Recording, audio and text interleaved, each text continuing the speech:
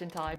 I used to be completely unhinged around food. Let me explain. There was a time where I was completely obsessed around food.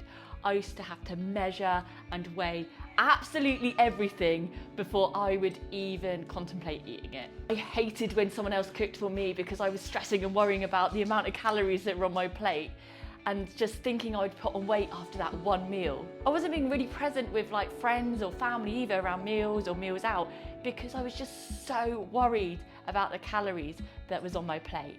How much energy that took up, how much headspace that took up. Now I look back and I was like, no wonder I was miserable. Because what I realised that this wasn't actually about the food, it was about control. Because I was looking back thinking, you know, when I had my eating issues when I was younger, everything that went on, it was all about control.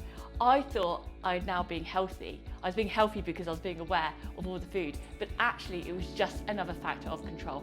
And the underlying issues and my relationship with food was still an issue. I started to notice actually how much joy this was taking from me and that I was never going to be happy if I kept going down this path. So I remember the first time I stopped tracking everything and I was scared. I was so scared because I was losing that control.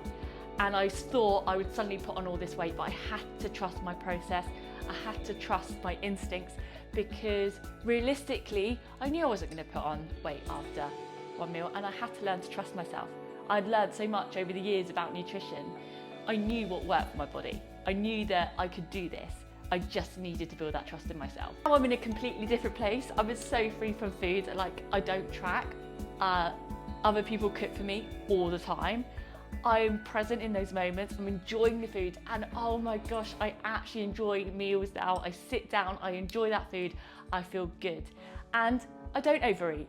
And I do have control and I do trust myself and that is incredible. There's no spirals, there's no food guilt, there's no overwhelming that thinking about food 24/7 is no longer there. And I never thought I'd get here, but here I am. Because I didn't lose control, I gained my life back.